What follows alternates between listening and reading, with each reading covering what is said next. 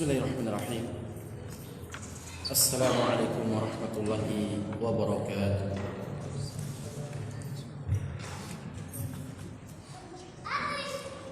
Alhamdulillahirabbil alamin. Wassalatu wassalamu ala asyrafil anbiya'i wa sayyidil mursalin nabiyyina wa rasulina Muhammadin wa ala alihi wa sahbihi ajma'in. وأشهد أن لا إله إلا الله وحده لا شريك له وأشهد أن محمدا عبده ورسوله أما بعد.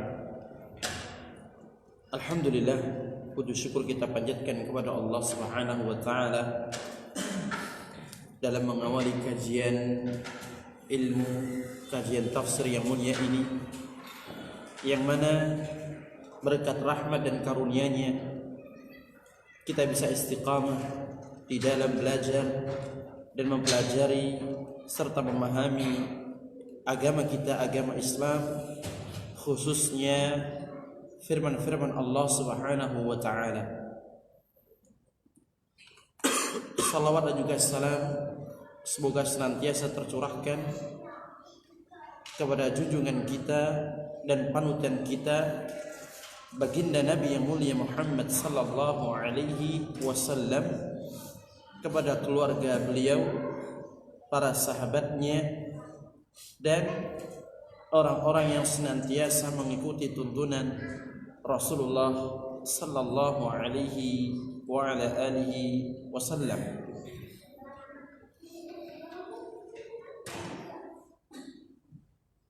Insyaallah taala pada kesempatan malam yang baik ini kita akan lanjutkan kajian tafsir kita, yang mana kita akan memasuki tafsir surat Al-Fatihah.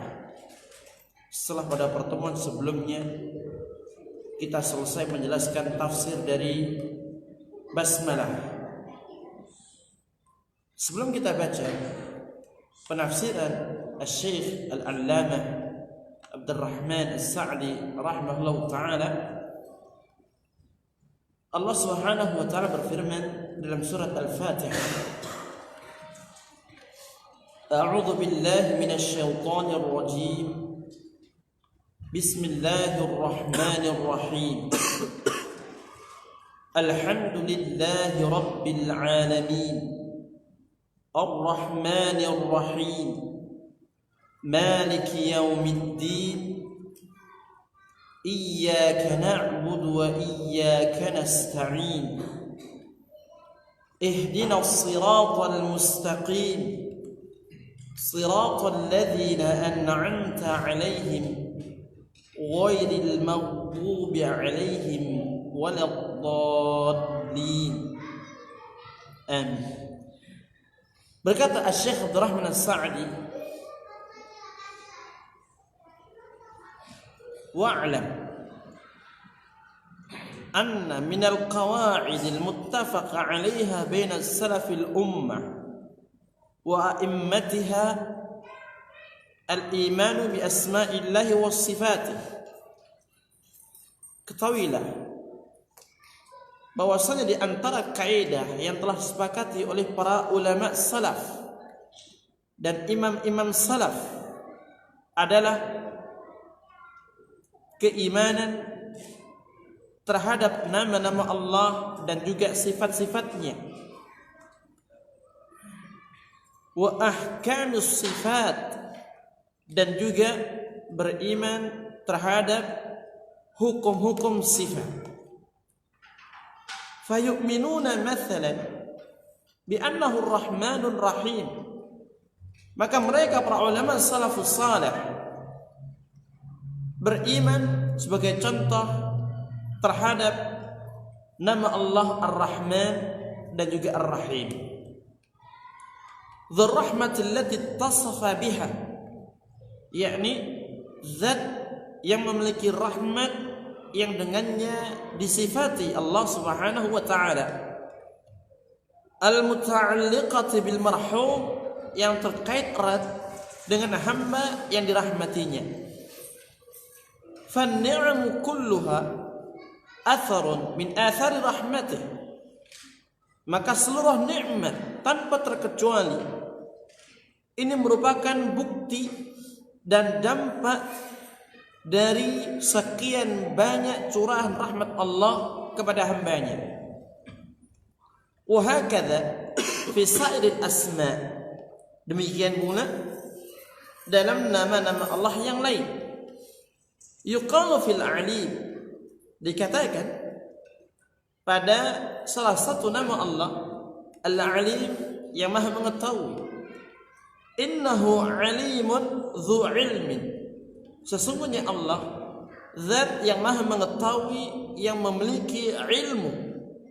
Ya'lamu bihi kulla syai', yang mana Allah dengan ilmu ini mengetahui segala sesuatu. Qadiran, contoh yang lain adalah Maha Kuasa. Dzul Qadrah, yakni zat yang memiliki kekuasaan mutlak. Yaqdiru ala kulli syai'in, yang Allah berkuasa terhadap segala sesuatu. Maksud dari Syekh rahimahullah ta'ala dalam ucapannya tersebut adalah ingin menjelaskan kepada kita semua bahwasanya di antara kaidah di dalam memahami nama-nama Allah Subhanahu wa taala adalah kita mengimani kandungan yang termaktub di dalam setiap nama Allah Subhanahu wa taala. Kita tahu bahwasannya di antara kewajiban kita sebagai hamba Allah yang beriman di dalam mentauhidkannya adalah mentauhidkan Allah dalam masalah nama dan sifatnya.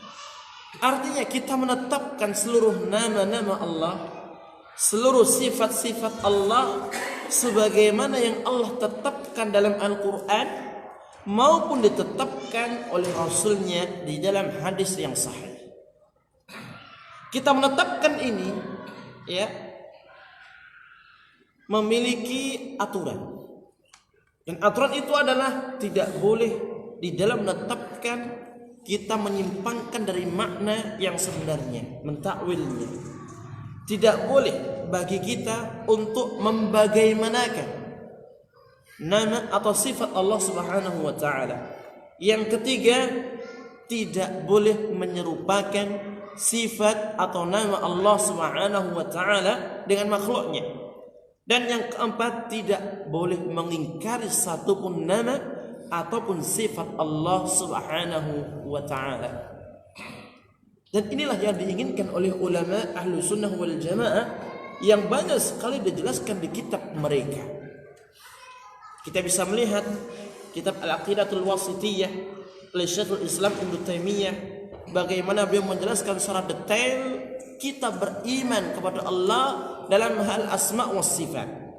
Demikian pula Ibnu Qudamah Al-Maqdisi dalam kitabnya Lum'atul I'tiqad, kita bisa melihat bagaimana beliau memberikan penjelasan-penjelasan ulama Ahlussunnah di dalam kita mentauhidkan Allah dalam urusan al-asma was sifat.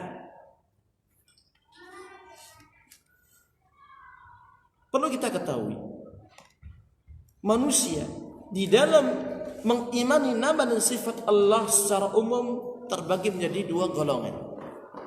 Yang pertama, golongan yang menolak dan mengingkari nama dan sifat Allah Subhanahu wa taala. Yang kedua, golongan yang menetapkan nama dan sifat Allah Subhanahu wa taala. Pertama, golongan yang mengingkari, dan yang kedua adalah golongan yang menetapkan. Adapun golongan yang pertama yang mengingkari nama dan sifat Allah, ada di antara mereka pertama yang mengingkari seluruh nama dan sifat Allah Subhanahu wa taala. Seperti Jahmiyah, tidak mengimani satupun sifat Allah Azza wa Jalla. Dan yang kedua ada di antara mereka dari golongan yang pertama ini mengingkari sebagian sifat Allah Azza wa Jalla, menetapkan sebagian yang lain. Di antaranya adalah Al-Mu'tazilah. Adapun golongan yang kedua yang menetapkan, yang pertama ada yang menetapkan dengan menyerupakan Allah Subhanahu wa taala, dan mereka adalah al-musyabbihah wal mujassimah. Menetapkan nama dan sifat Allah dibarengi dengan menyerupakan sifat tersebut dengan sifat makhluknya. Dan yang kedua, menetapkan sifat tersebut tanpa menyerupakan, tanpa membagaimanakan, tanpa mentakwilkan. Dan inilah dari kalangan Ahlussunnah wal Jamaah, mereka yang menetapkan nama dan sifat Allah Subhanahu wa taala tanpa mengingkari, tanpa mentakwilnya, tanpa menyerupakan, dan tanpa membagaimanakan. Kemudian Syekh Abdurrahman As-Sa'di di sini memberikan beberapa contoh di antara nama Allah Subhanahu wa taala Ar-Rahman, yang kita terjemahkan Maha Pemurah. Ya. Ketika Allah mengkabarkan nama Ar-Rahman, berarti ini menunjukkan nama Allah secara hakiki. Nama Allah secara hakiki. Dan makna yang terkandung dalam lafaz ini menunjukkan hakikat zatnya Allah Subhanahu wa taala. Artinya ketika Allah dikatakan Ar-Rahman Maha Pemurah, berarti adalah satu-satunya zat yang memiliki kemurahan tanpa batas. Dan di dalam nama Ar-Rahman ini mengandung sifat. Kata para ulama, sifat itu adalah Ar-Rahmah, yaitu kasih sayang atau kemurahan Allah Subhanahu wa taala. Dan rahmat Allah yang terkandung dalam nama Ar-Rahman ini adalah rahmat yang tidak ada tepi dan ujungnya, tidak ada batasnya sama sekali. Makanya ulama kita menjelaskan, di antara bentuk rahmat Allah yang begitu luasnya adalah banyaknya mereka orang-orang yang kufur kepada Allah mendapatkan rizki di dunia ini. Jika kita mengatakan, apakah Allah ridha terhadap perbuatan mereka, kekufuran mereka, kesyirikan mereka, ya, kemunafikan mereka? Allah tidak ridha itu semuanya. Lantas mengapa Allah berikan rizki di dunia ini? Ini menunjukkan begitu murahnya atau apa? Begitu besarnya rahmat Allah Subhanahu wa taala kepada seluruh makhluknya. Makanya ketika dikatakan Ar-Rahman, kata para ulama, zat yang maha pemurah, zat yang maha penyayang, ya. Zat yang maha apa? Pengasih. Zat yang maha pengasih atau pemurah. Ini mencakup seluruh makhluknya, baik yang beriman atau yang kufur, baik yang manusianya atau binatangnya. Ini semuanya diberikan rahmat oleh Allah Subhanahu wa taala. Adapun pada nama Allah Ar-Rahim yang dalam bahasa kita diterjemahkan yang maha pengasih, yang maha penyayang, yang maha apa? Penyayang. Kata para ulama, ini khusus bagi hamba-hamba yang beriman. Ini khusus bagi hamba-hamba yang beriman. Makanya Ar-Rahim ini lebih khusus dibandingkan dengan Ar-Rahman. Kalau Ar-Rahman meliputi seluruh makhluknya, namun Ar-Rahim hanya meliputi hamba-hamba yang beriman. Oleh karena itu nanti ketika datang hari kiamat, ya, ketika semua manusia dihidupkan kembali, maka Allah Subhanahu wa taala hanya mengasihi hamba-hamba yang beriman. Adapun hamba-hamba yang dulu kufur kepadanya, Allah masukkan mereka ke dalam nerakanya. Kemurahan dan rahmat Allah mereka dapatkan hanya di dunia, tidak di akhirat. Adapun bagi kaum mukminin, rahmat Allah selalu mereka dapatkan dunia ataupun akhirat. Apalagi ya kasih sayang Allah kepada hamba-hamba yang beriman.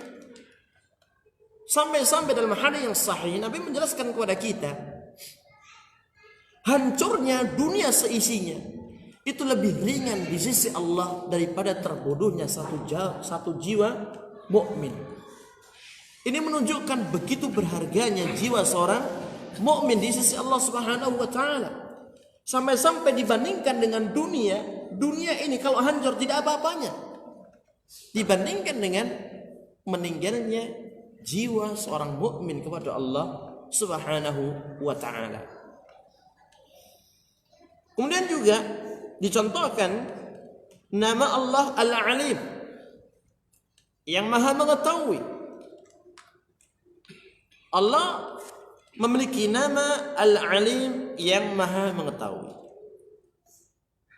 Di dalam nama ini mengandung sebuah sifat, dan sifat itu adalah al-ilmu. Makanya kata para ulama, likulli ismin min asma'illahi yatadammanu sifat. Setiap nama dari nama-nama Allah itu mengandung sifat Allah Azza wa Jalla. Jika tadi Ar-Rahman mengandung sifat rahmah. Kalau di sini Al-Alim maka mengandung sifat al-ilm. Artinya apa?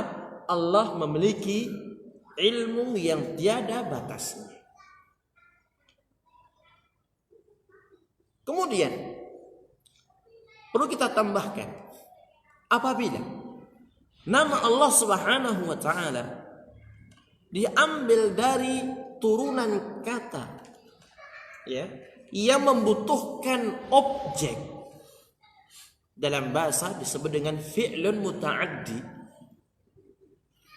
seperti alimun, itu kata kerjanya apa? Alima ya'lamu, dan dia butuh objek. Dan nama-nama Allah yang lainnya, khabirun, basirun, sami'un, seluruh nama yang diambil dari kata yang membutuhkan objek, satu hal yang harus kita yakini apa? Wajibnya kita meyakini akan dampak atau athar dari kata kerja tersebut yang terkandung dalam makna nama Allah Subhanahu wa taala. Contohnya ketika Allah mengatakan Al-Alim, Maha mengetahui, maka di sini selain kita menetapkan nama Allah adalah Al-Alim, kita juga menetapkan sifat Allah Al-Ilmu. Allah memiliki ilmu. Wa la yuhituna bi syai'in min ilmihi illa bima syaa. Dan juga ditambah lagi, kita harus mengimani dan meyakini bahwasannya Allah Subhanahu wa taala dengan ilmunya ini meliputi dan mengetahui segala sesuatu yang ada. Karena ini merupakan athar, merupakan konsekuensi dari turunan kata Al-Alim itu.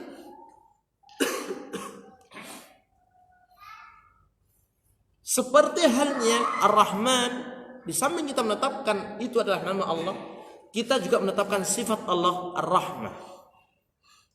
Dan ditambah lagi kita menetapkan apa?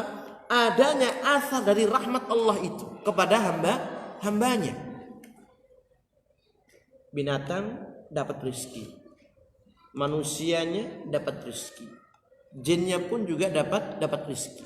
Nah, ini semuanya adalah dampak atau asar dari apa? Nama Allah tersebut Ar-Rahman. Demikian pula halnya As-Sami' yang Maha mendengar. Di situ kita menetapkan nama Allah As-Sami' dan juga kita menetapkan sifat Allah As-Sam'u, yaitu Allah memiliki pendengaran. Kemudian kita juga menetapkan asar dari isim tersebut, yaitu nama Allah Subhanahu wa taala yang diambil dari turunan kata Sami'a yasma'u. Artinya Allah mendengar seluruh apa yang ada di jagat raya ini. Sampai-sampai pernah kita sampaikan di antara contohnya bagaimana Allah Subhanahu wa taala mendengar seluruh apa yang ada di jagat raya ini terkait dengan sebab turunnya surat Al-Mujadilah. Bagaimana seorang sahabiah datang kepada Nabi mengadu terkait dengan perbuatan suaminya yang menzihar dia. Aisyah yang ketika itu satu rumah dengan Nabi dan sangat dekat, itu pun tidak mendengar sama sekali pengaduan seorang sahabiyah yang berbicara dengan Nabi. Namun Allah Subhanahu wa taala di atas langit, di atas arsy-Nya mendengar itu semuanya sampai diturunkan surat Al-Mujadilah. Qad sami'a Allah qaula allati tujadiluka fi zawjiha wa tashtaki ila Allah. Kemudian dia mengatakan di sini, alhamdulillah, alhamdu, segala puji-pujian, lillah, bagi Allah. Kenapa kata alhamdu diartikan segala puji-pujian? Karena pada kata alhamdu diawali oleh al. Dan al, kata para ulama, ini adalah al-istighraqiyah. Artinya al yang menunjukkan makna umum yang mencakup seluruh macamnya. Al-istighraqiyah. Sebagaimana dalam surat Al-Asr, innal insana, al-insana, manusia. Manusia dimaksud di sini siapa? Manusia berkulit putih, kulit hitam, rambut lurus, rambut keriting, Jawa, Madura, Arab, atau siapa? Kata para ulama, seluruh manusia tanpa terkecuali. Dari mana diketahui? Karena ada al di awal kata al-insan yang menunjukkan makna yang secara umum. Demikian pula pada kata alhamdu. Kemudian kata hamdun di sini dipakai di dalam ayat tersebut. Pertanyaannya, mengapa tidak menggunakan kata sanaun? Padahal sekilas memiliki arti yang sama, ya, memuji, puji-pujian. Namun mengapa Allah di sini memilih kata hamdun bukan sanaun? Kata para ulama, karena hamdun di sini mengandung makna pengagungan. Selain menunjukkan makna puji-pujian, dia mengandung makna tersendiri yang tidak dikandung oleh kata sana. Yaitu apa? Pengagungan kepada Allah Subhanahu wa taala. Sebagaimana kata khaufun dan khasyatun. Sama-sama takut dalam bahasa kita terjemahkan seperti itu. Namun ada perbedaan. Kalau khasyatun memiliki pengagungan di dalam, artinya kita takut, ya, karena kita mengetahui begitu agungnya Allah Subhanahu wa taala. Tapi kata khauf tidak menunjukkan adanya pengagungan dari yang ditakuti. Di sini pun juga sama. Digunakan kata apa? Hamdun bukan sanaun. Karena memang menunjukkan, ya, mana apa? Pengagungan kepada Allah Subhanahu wa taala. Kemudian dikatakan lillah, bagi Allah Subhanahu wa ta'ala. Huwa thana'u 'ala Allah bi sifatil kamal wa bi af'alihi ad-da'irati bainal fadli wal 'adl. Falahul hamdu al-kamil bi jami'il wujuh. Artinya, yang dimaksudkan pada lafaz alhamdulillah adalah As-sana'u 'ala Allah bisifatil kamal, yaitu puji-pujian, sanjung-sanjungan hanya milik Allah Subhanahu wa taala yang memiliki sifat yang sempurna. Tidak ada satupun kekurangan, tidak ada satupun aib ataupun cacat.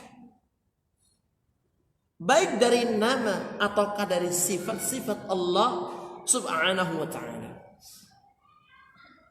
Makanya ketika Allah menamakan dirinya Al-Alim, zat yang maha mengetahui, ini menunjukkan hakikat zat Allah Subhanahu wa ta'ala. Benar-benar apa? Mengetahui. Berbeda dengan manusia. Mungkin ada di antara kita namanya siapa? Taqi. taqiyun, orang bertakwa, atau mungkin salih, atau mungkin yang lainnya. Namanya bagus, ya, memiliki makna yang indah.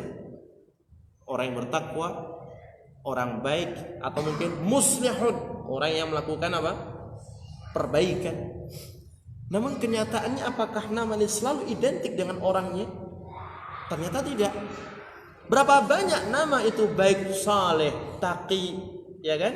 Kemudian Muhammad dan lainnya, ternyata perilakunya bejat.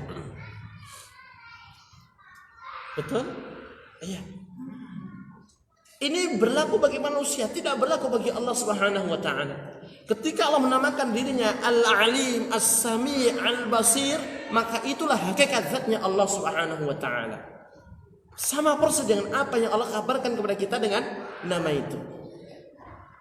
Demikian pula apa? Sifat-sifatnya. Maka segala puji-pujian hanya milik Allah. Karena apa? Karena Allah lah yang memiliki sifat yang sempurna. Tidak ada cacat, kekurangan atau keaibnya.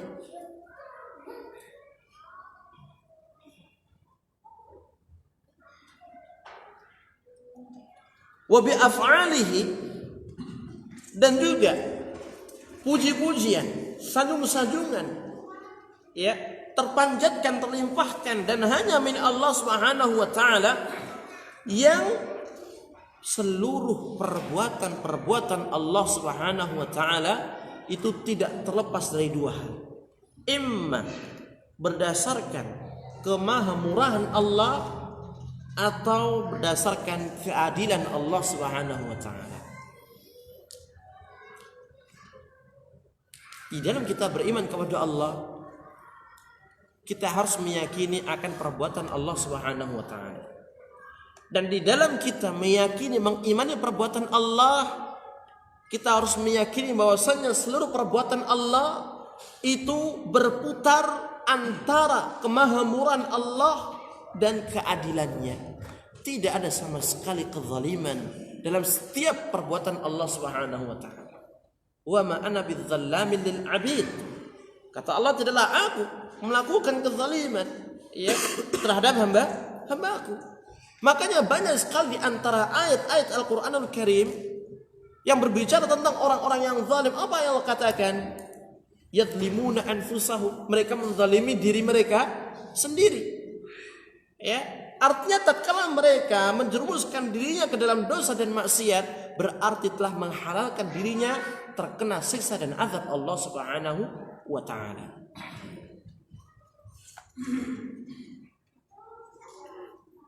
Falhul hamdul kamil bi jami'il wujuh. Maka hanya miliknya lah seluruh puji-pujian yang sempurna dengan berbagai macam bentuk pujian yang ada. Maka dalam ayat Allah katakan, Subhana rabbil izzati amma yasifun, wassalamun alal mursalin, walhamdulillahi rabbil alamin. Rabbil alamin, Tuhan semesta alam, ya, terjemahan dalam bahasa kita. Kemudian dikatakan oleh beliau rahimahullah taala, kata ar-rabbu huwal murabbi bi jami'il alamin. Kata rabbun yang dalam bahasa kita sering diterjemahkan apa? Tuhan. Apa itu artinya? Kata beliau, huwal murabbi jami'al alamin. Dia adalah zat yang mengatur, memelihara dan menjaga seluruh alam semesta. Apabila kita melihat kamus bahasa Arab, khususnya kamus-kamus klasik lisanul Arab di antaranya,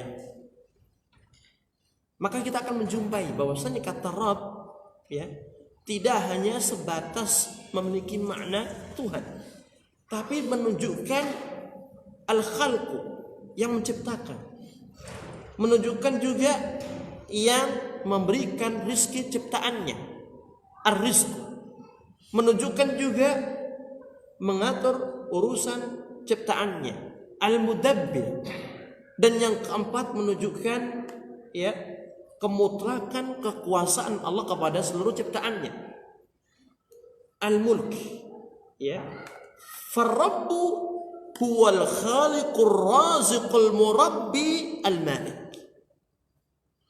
Yang dimaksudkan dari kata Ar-Rabb itu adalah zat yang menciptakan, yang memberikan rizki ciptaannya, yang mengatur seluruh urusan ciptaannya, dan yang menguasai dan merajai mereka secara mutlak. Itulah makna dari kata Ar-Rabb. Ya. Wahum man siwallah bi khalqihi lahu. Dan mereka yang dimaksudkan seluruh alam semesta itu adalah seluruh yang ada selain Allah, dan mereka itu dicipta oleh Allah untuk beribadah kepadanya. Jadi kata al-alamin adalah bentuk jamak dari kata alam. Dan alam itu adalah selain Allah. Kullu man siwallah. Seluruh makhluk selain Allah disebut alam dalam bahasa Arab. Ketika dijamakkan al-alamin berarti seluruh makhluk yang ada tanpa terkecuali. Manusianya, jinnya, malaikatnya, binatangnya, bumi langitnya, semuanya selain Allah, maka itu apa? Alamin. Ketika Allah katakan Rabbil alamin, berarti menunjukkan bahwasanya Allah lah yang menciptakan seluruh alam raya ini. Allah lah yang memberikan rizki seluruh alam raya ini. Allah lah yang mengatur seluruh alam raya ini, dan Allah yang merajai seluruh alam raya ini. Dari sini kita meyakini tidak ada zat selain Allah yang melakukan 4 perkara. Dari mulai menciptakan, memberikan rizki, mengatur urusan ciptaannya, atau bahkan sampai merajai. Sehingga dari sini kita mengetahui akan kebatilan keyakinan sebagian manusia yang meyakini bahwasanya ada di sana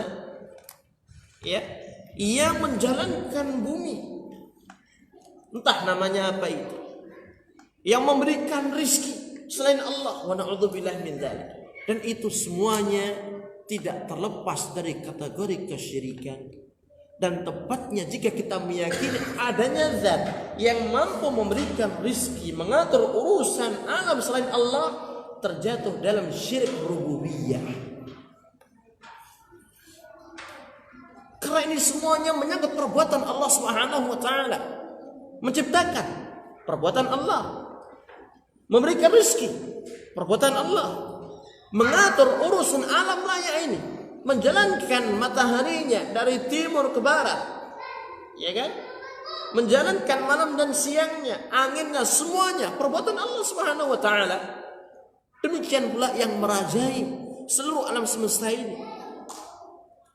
Nah, tatkala kita misalnya meyakini bahwasanya ada orang atau zat lain yang mampu melakukan seperti ini selain Allah, berarti kita terjatuh dalam kesyirikan rububiyah. Dan ini bahaya.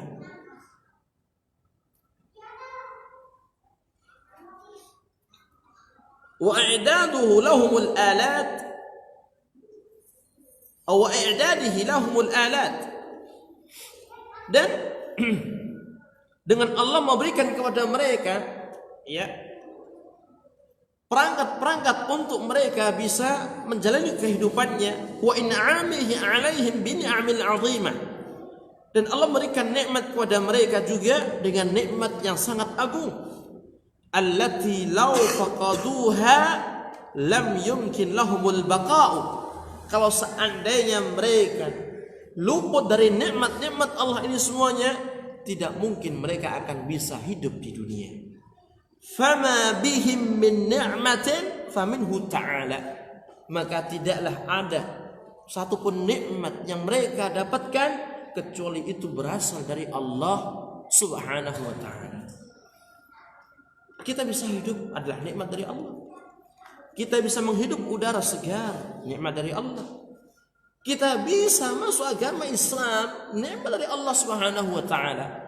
Dari A sampai Z, apabila kita mencermati seluruh gerak-gerik hidup kita, tidak terlepas dari nikmat Allah Azza wa Jalla. Makanya benarlah Allah tatkala mengatakan wa in ta'uddu ni'matallah la tuhsuha. Kalau seandainya kalian menghitung nikmat-nikmat Allah, tidak akan pernah kalian sanggup menghitungnya. Coba buktikan, ya. Mata ini misalnya satu tidak bisa melihat. Berapa jutanya harus kita keluarkan untuk menyembuhkan? Jangan jauh-jauh, gigi kita misalnya yang lubang sakit kita cabut, atau mungkin operasi. Kena berapa kita?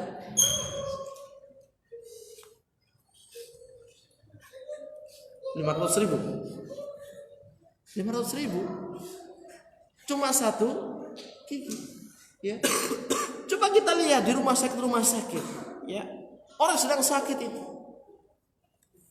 berapa banyak uang yang dikeluarkan hanya untuk mencari apa? Kesembuhan dan kesehatan.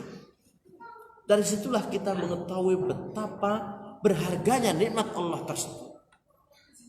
Dan sebaik-baik hamba adalah yang sanggup dan pandai mensyukuri seluruh nikmat yang tersebut.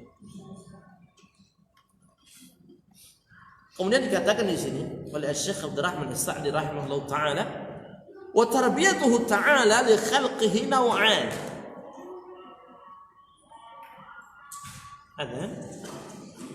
Sudah masuk waktu? Belum. Wa tarbiyatuhu ta'ala li khalqihi naw'an.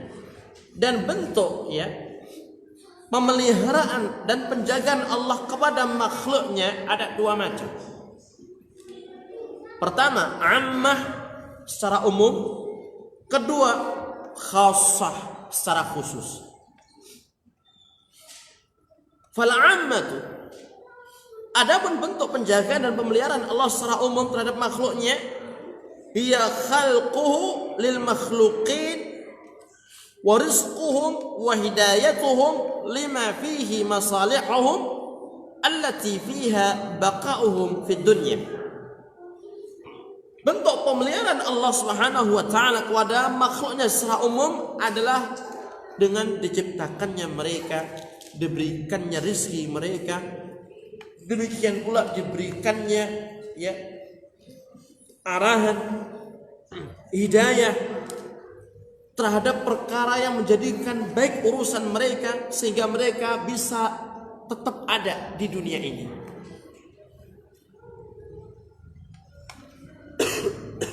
Apabila kita mengamati, ya, manusia ini dibekali dengan berbagai macam, ya, pembekalan yang sangat menakjubkan. Contoh yang kecil adalah kulit, ya. Ketika kita merasakan sesuatu yang tidak enak di tangan misalnya, maka ini akan langsung secara otomatis direspon oleh apa? Otak. Kemudian direspon lagi sehingga muncul respek dan tindakan. Kalau seandainya ini membahayakan, maka itu akan muncul apa? Tindakan untuk apa? Menghadang atau membuang atau yang lainnya. Nah, hal-hal seperti inilah yang diberikan oleh Allah kepada setiap manusia. Kita bisa melihat binatang, ya, tidak punya akal, namun Allah bekali apa? Cara perlindungan diri. Ular Allah bekali dengan bisa. Iya tidak? Iya. Jangankan ular, kambing pun Allah bekali dengan tanduknya. Demikian pula sapi.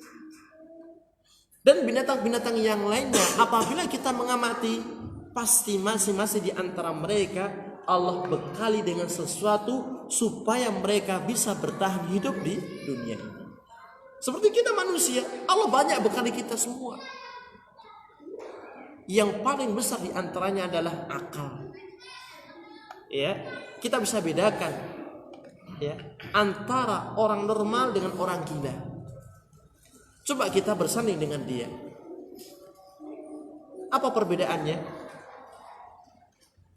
Orang berakal dia mampu, ya, mengontrol diri kepada apa yang menjadi baik atau menjadikan baik urusannya. Namun kalau orang gila tidak. Oleh karena itu kita banyak-banyak bersyukur kepada Allah ketika mendapatkan nikmat-nikmat tersebut. Wal khassa, Ya. Adapun secara khusus kata beliau tarbiyatuhu li awliya'ih fayurabbihim bil iman wa yuwaffiquhum lah wa yukmiluhu lahum wa yadfa'u anhum as-sawarif wal awa'iq al-ha'ilah bainahum wa bainah. Bentuk pemeliharaan dan penjagaan secara khusus adalah pemeliharaan dan penjagaan Allah kepada para kekasihnya, para wali-walinya. Dengan Allah menumbuh kembangkan mereka di atas iman, mentarbiyah wali-walinya ini di atas iman, dan memberikan taufik kepadanya, serta menyempurnakan iman yang ada dalam dirinya, dan melindungi serta menjaga dari berbagai perkara yang bisa memudaratkan dia dan memalingkan dari kebenaran. Wal awaiq al-ha'ilah bainahum wa bainah, dan Allah akan menjaga dia dari berbagai macam perkara yang bisa menghadang dan menghalanginya dari berinteraksi antara dia dengan Allah Subhanahu wa taala. Oleh karena itu, hamba-hamba yang beriman yang selalu mendekatkan diri kepada Allah Subhanahu wa taala, maka ini tidak terlepas dari tarbiyatullah al-khassah, pemeliharaan dan penjagaan Allah kepadanya secara khusus. Dan ini tidak didapatkan kecuali bagi hamba-hamba yang beriman kepada Allah Subhanahu wa taala. Azan dulu.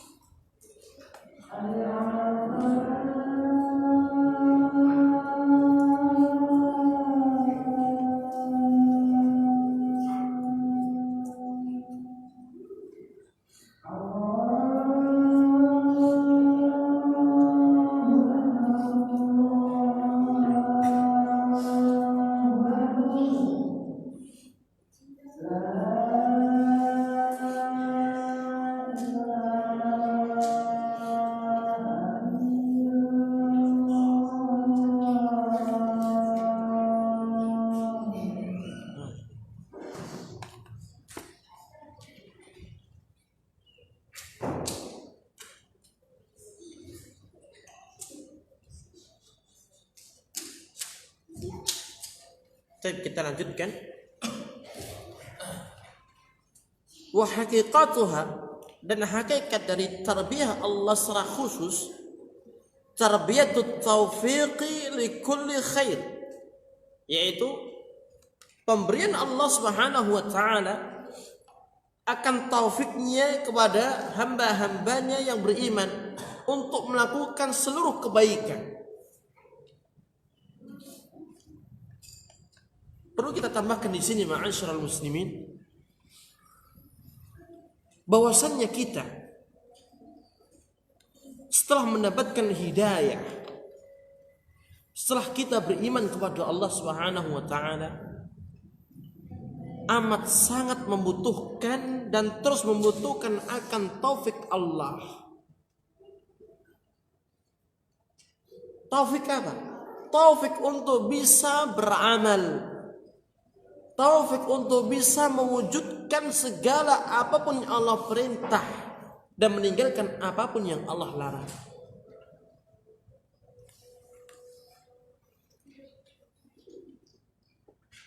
Ketika seorang sudah mengetahui ilmu, maka dia butuh taufik. Taufik untuk mengamalkan ilmu itu. Jangan sampai seperti orang Yahudi. Ya. Ketika kita beramal, itu pun masih butuh taufik kepada Allah Subhanahu wa taala. Jangan sampai di dalam kita beramal niatnya untuk riya. Jangan sampai ketika kita beramal ternyata menyelisih sunnah Nabi. Masih butuh apa? Taufik. Ya. Makanya para ulama, khususnya Imam Ibnul Qayyim, pernah menyinggung bahwasannya kebutuhan kaum mukminin, hamba Allah yang beriman, akan taufik Allah itu lebih dibutuhkan daripada kebutuhan makan dan minum mereka sehari-hari. Kalau makan dan minum 3 kali sehari cukup. Namun kebutuhan taufik di setiap langkah dia, perbuatan, ucapan dia, itu sangat dibutuhkan. Kalau seorang tidak mendapatkan taufik dari Allah Subhanahu wa taala, maka kita bisa mendapati bagaimana perbuatan yang menyimpang, bagaimana ucapannya yang tidak baik, ya. Bahkan yang awalnya telah sunnah keluar kembali ke bid'ah, dan itu banyak. Nah di sini ya, tarbiyatut taufik likulli khair, yaitu tarbiyah Allah, pemberian Allah akan taufik itu kepada hamba-hambanya yang beriman untuk bisa mengamalkan dan melakukan segala macam kebaikan. Wal ismah an kulli syarr, dan penjagaan Allah dari hamba tersebut dari segala macam keburukan. Wala'alla hadzal ma'na huwa sirru fi kauni aktsari ad'iyatil anbiya bil lafzi rabb. Dan semoga ini adalah makna yang menjadi rahasia dalam kebanyakan doanya para nabi tatkala menyebut kata Rabb.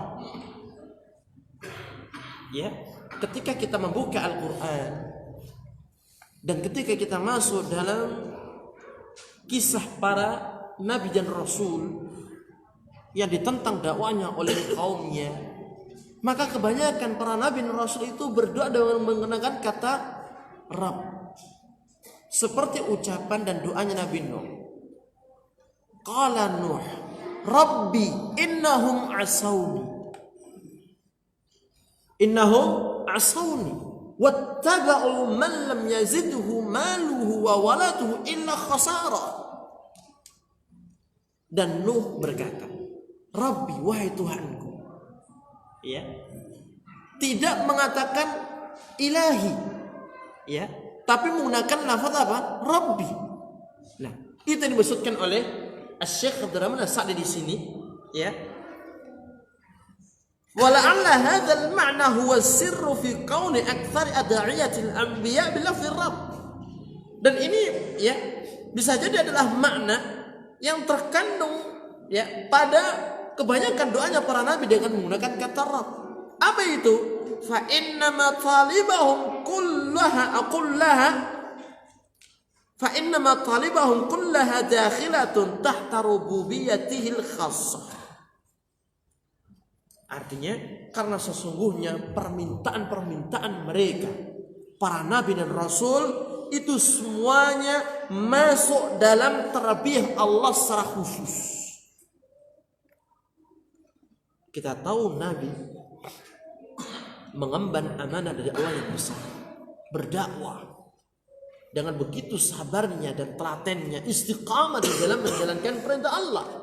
Dan tidak mungkin bisa istiqamah sampai Allah memanggil mereka kecuali mereka mendapatkan taufik dari Allah Subhanahu wa taala di atas itu semuanya. Dan ini masuk dalam ranah apa? Tarbiyatullah al-khassah, yaitu pemeliharaan dan penjagaan Allah secara khusus kepada hamba-hambanya yang beriman. Dan mereka para nabi dan rasul faham, mengetahui bahwasanya tidak ada yang bisa memberikan taufik untuk bisa istiqamah di atas jalan yang benar, di atas dakwah ini, kecuali taufik dari Allah Subhanahu wa taala untuk tetap bisa bersabar dan istiqamah di atas kebaikan. Fadalla qawluhu rabbil alamin ala infiradihi bil khalqi wat tadbiri wan ni'am wa kamali ghinah wa tamami faqril alamin ilaihi bi kulli wajhin wa i'tibar. Kata Syekh Abdul Rahman As-Sa'di di sini, maka firman Allah Rabbil Alamin, ya, Tuhan seluruh alam semesta ini menunjukkan akan kemahaesaan Allah di dalam menciptakan, di dalam mengatur urusan makhluknya, dan di dalam seluruh nikmat yang didapatkan oleh makhluknya, dan juga menunjukkan kemahasempurnaan kekayaan Allah Azza wa Jalla, dan menunjukkan kesempurnaan miskinnya makhluk Allah Azza wa Jalla bikulli wajhin wa i'tibar, dari seluruh sisinya. Seperti yang kita sebutkan tadi, makna yang terkandung dalam kata Rabb itu tadi, dari mulai menciptakan, mengatur urusan ciptaannya, memberikan rezeki, dan yang meraja itu semuanya. Kata beliau, ini menunjukkan kemahaesaan Allah yang tidak bandingnya, ya, akan penciptaannya, pemberian rezekinya, nikmat yang didapat oleh makhluknya, dan menunjukkan begitu maha kayanya Allah yang tiada batas, serta menunjukkan begitu miskinnya makhluk-makhluk Allah Subhanahu wa taala yang setiap saat butuh kepada Allah Subhanahu wa taala. Tidak manusianya, tidak jinnya, dan juga tidak binatangnya. Kemudian kita tambah satu ayat lagi, Maliki Yaumiddin. Ya. Maliki Yaumiddin, yang merajai di hari pembalasan. Al-Maliku, ya, kata raja, huwa man ittasafa bi sifatil mulki allati min athariha annahu ya'mur wa yanha wa yuthibu wa yu'aqib wa yatasarrafu bi mamalikihi bi jami'i anwa'i tasarrufat. Disebut raja, ya, itu adalah orang yang memiliki sifat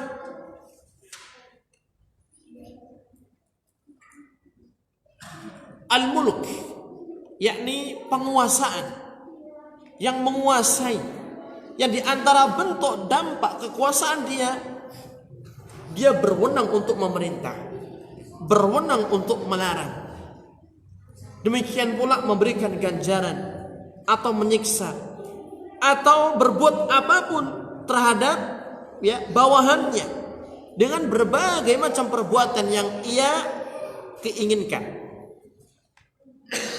Dan itulah, ya, ketika disebut kata raja dalam bahasa kita, artinya orang yang memiliki apa? Kekuasaan penuh atas rakyatnya. Seorang raja, dia bisa menyuruh ini dan itu, melarang ini dan itu. Seorang raja bisa berbuat adil kepada rakyatnya atau bisa berbuat zalim kepada rakyatnya. Apapun yang ia inginkan bisa terwujud karena dia memiliki apa? Kewenangan dan kekuasaan. Nah, di sini Allah Subhanahu wa taala mengatakan Malik, ya, raja. Yaumiddin disambung dengan apa? Yaumiddin. Yaumiddin di sini artinya adalah hari pembalasan. Wa adhafa al-mulka liyaumiddin. Dan Allah di sini menggandengkan antara kekuasaan dia dengan hari pembalasan. Yaumiddin itu artinya yaumul qiyamah, hari kiamat. Ya. Mengapa dikatakan yaumiddin? Yaumun yudanun nasu fihi bi'amalihim. Disebut ya hari kiamat dengan sebutan yaumiddin, hari pembalasan, karena manusia itu akan dibalas oleh Allah sesuai dengan amal perbuatannya. Perlu kita fahami di sini, ma'asyiral muslimin, ketika Allah mengatakan Maliki yaumiddin, bukan berarti Allah tidak menguasai dan merajai sebelum datangnya hari kiamat. Kita ulangi. Ketika Allah mengatakan Malik Yaumiddin, raja pada hari kiamat atau yang merajai pada hari kiamat, bukan berarti Allah itu bukan raja sebelum hari kiamat, tidak. Tapi ini menunjukkan ya bahwasannya raja di raja ya, yang tidak ada satupun menentang apa menjadi keputusan Allah pada hari kiamat ya, sehingga di hari itulah Allah Subhanahu wa taala akan memiliki atau bahkan berkuasa mutlak mengalahkan seluruh raja-raja dunia dahulu.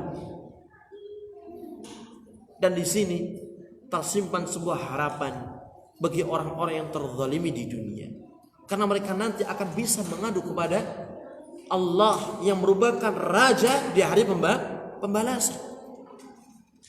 Makanya orang yang zalim, yang mereka harapkan bukannya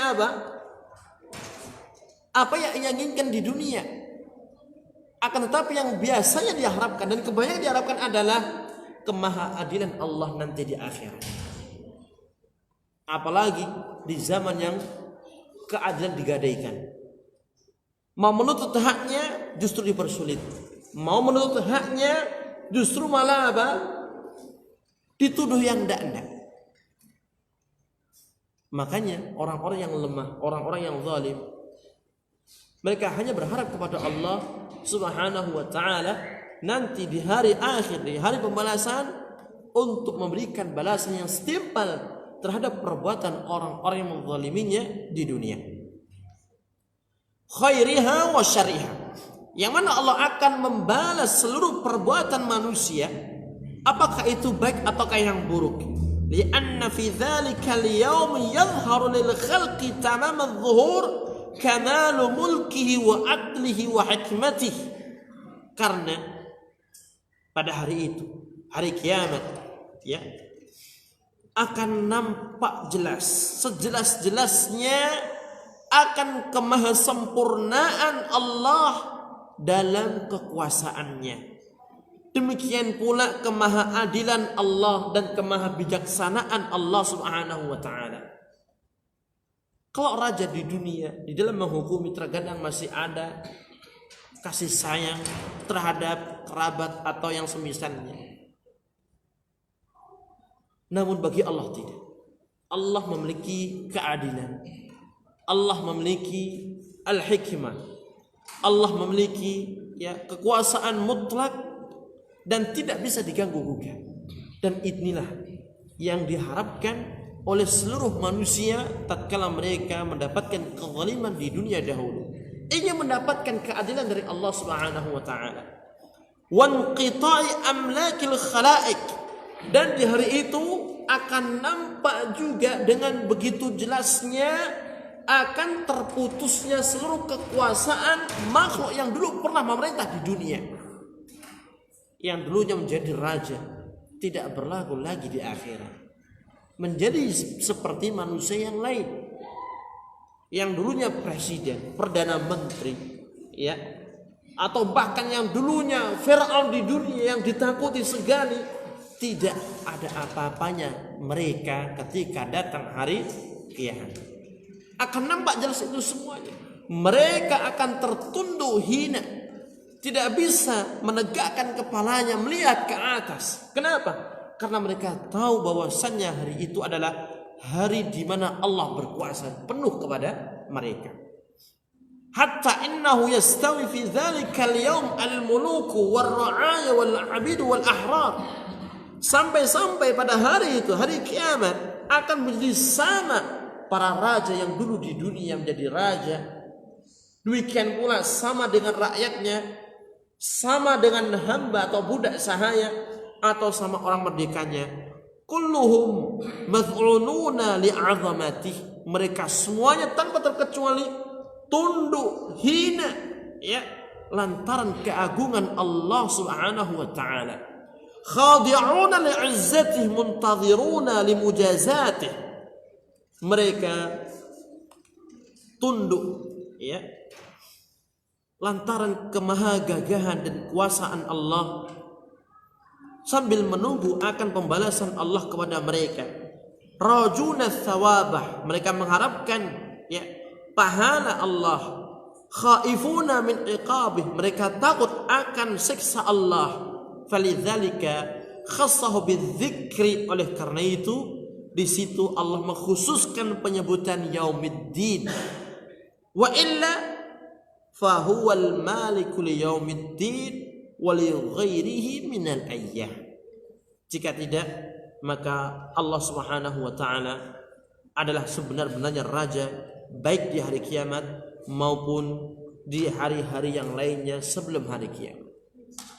Artinya di sini adalah mengapa Allah mengkhususkan dengan menyebutkan yaumiddin, Malik yaumiddin. Mengapa Allah mengkhususkan kata yaumiddin, yaitu hari kiamat atau hari pembalasan?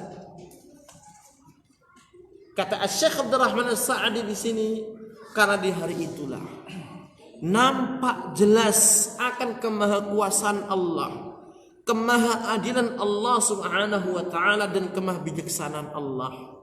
Dan nampak jelas pula, ya, hina dinanya seluruh makhluk Allah, walaupun dulunya seorang raja dan presiden atau perdana menteri, atau bahkan sekelas yang levelnya lebih tinggi, Fir'aun misalnya, tidak ada apa-apanya.